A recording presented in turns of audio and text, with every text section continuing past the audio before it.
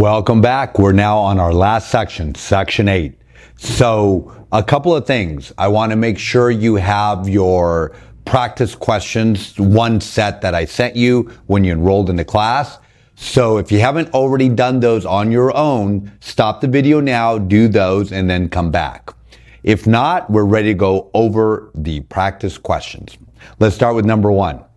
The DRE's main mission is to protect the public in real estate matters. So it's not to make sure we're doing okay as realtors, as licensed salespeople. It's to protect the public in real estate matters. And just as we're going forward, just know that A is Alpha, B is Bravo, C is Charlie, and D is Delta. So if you hear me say D or Delta, I'm referring to D.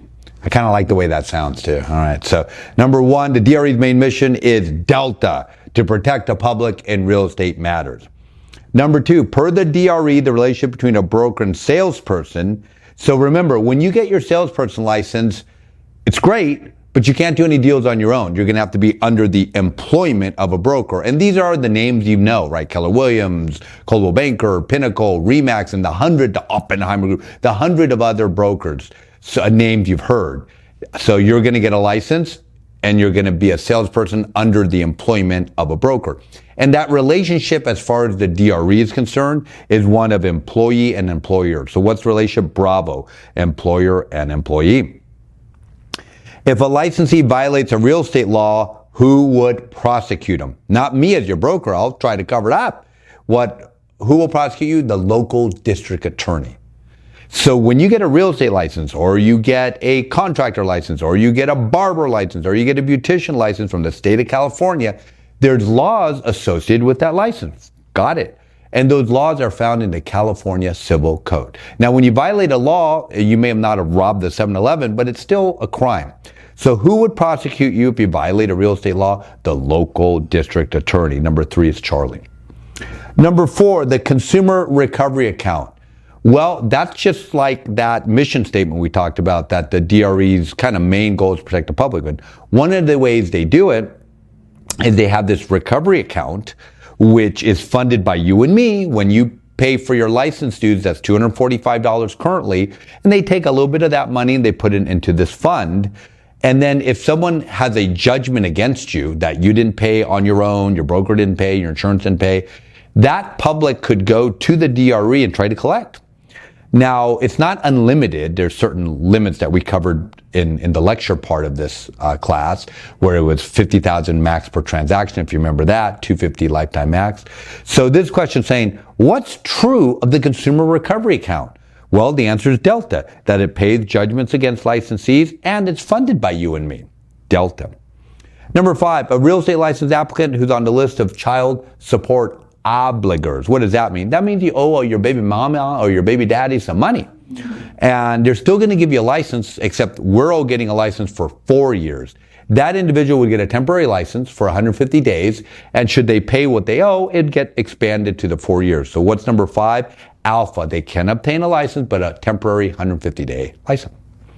Number 6, every 4 years, Bravo, we can renew our license. So you're all getting your license today, or in a couple of weeks, hopefully. From that point forward, every 4 years you'll renew your license.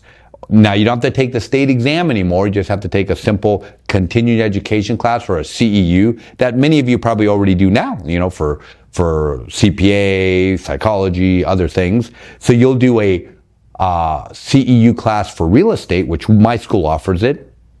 And then you renew your license. You have to take the state exam again every 4 years. So number 6, Bravo. A broker must have a trust fund account. That was that separate checking account that if a client ever gives you money, you hold it there in trust, not in your personal account, not in your business account, but in a trust fund account. And that's becoming more and more rare because we usually wire money now. We don't use physical checks. However, as a broker of the office, I must reconcile, that means balance that checkbook, because it's basically a checkbook, every 30 days. Make sure you know that. So a broker must reconcile their trust fund account every 30 days, monthly. This is just a vocabulary word. As the value of real property increases over time, what do we call that? Appreciation. Delta. Appreciation. Good old appreciation. Number 9, legally and technically, property is defined as Charlie, the rights or interests which a person had in the thing owned. And that's a good way of kind of thinking about whether real property or personal property, that it's a bunch of rights that you own when you own that thing, if you will. When we talk about real property, we have a bundle of rights, right? If you can picture a tree and you grab one branch, you have the right to physically be there in that house. Another branch, maybe there's water rights. Another branch, maybe there's gold underneath the house. You have mineral rights. Another branch, the right to physically be there. So you have a bundle of rights